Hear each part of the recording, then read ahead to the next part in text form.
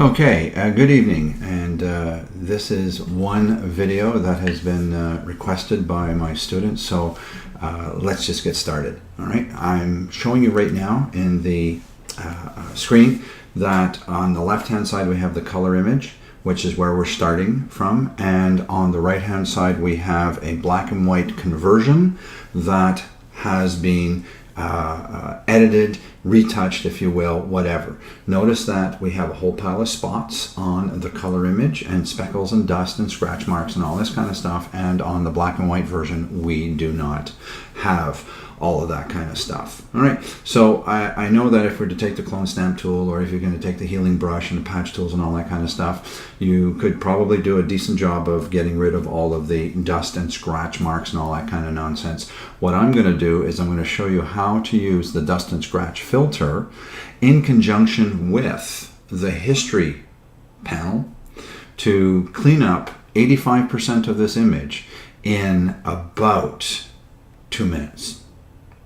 And then we can spend another minute or two kind of finessing things, getting more of the picky, stubborn little dust and scratch spots out of this, and move along. Okay, so what I'm going to do is I'm going to show you some of the things to do, but then I'm not going to have you watch me do every little step. What I'm going to do is I'm going to come back over to my grayscale image and see if I can go through the history states just to pull back, and so you can see what it looks like after each step.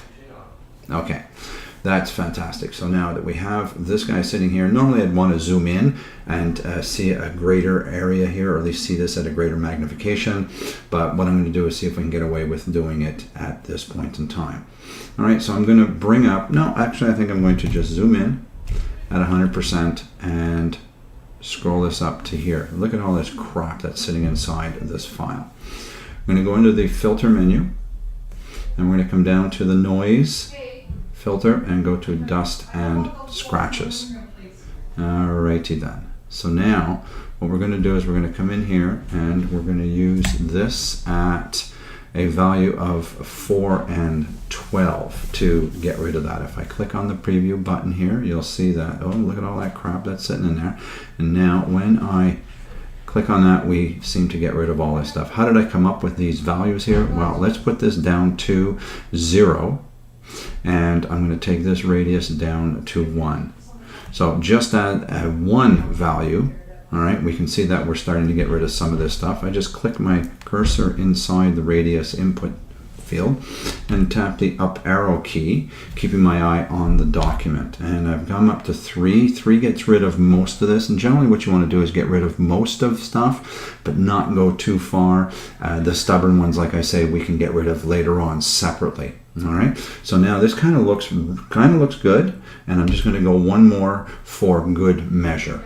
Okay, so now I've blurred this to the point that I'm content with it, but I'm not happy with what's going on over here in this detail and all that kind of stuff. So what I need to do is play with the threshold value and raise that up to a point where I'm happy with the blur still that's going on over here, and I've got some decent detail still left over in this area here. So for the first round of filtering, all right, I'm going to be quite happy with this. So I just click on that, and I've actually now got this thing set in the blur. And I know you're looking at this and you're saying, oh, that looks like crap and everything else.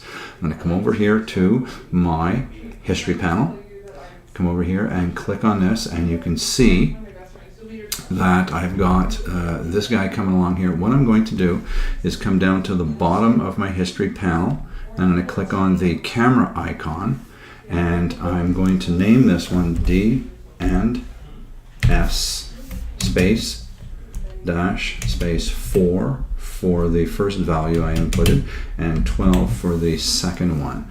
And then I'm going to click OK.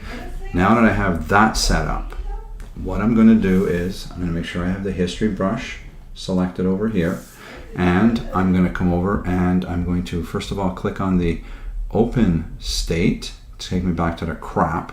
I don't know why this says history brush. I must have clicked on it or something like that and it recorded the state.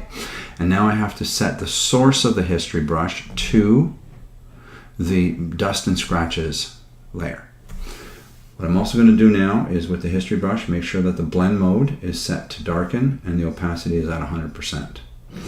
In the area here, the background, I am going to use a very, very large brush to kind of clean this up really, really quickly.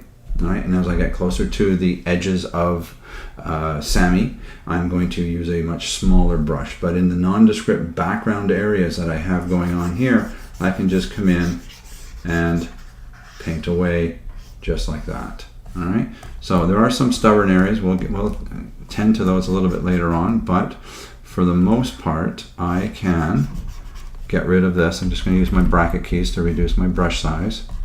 Come in here and get this, and coming down, doing this kind of paint, paint, paint.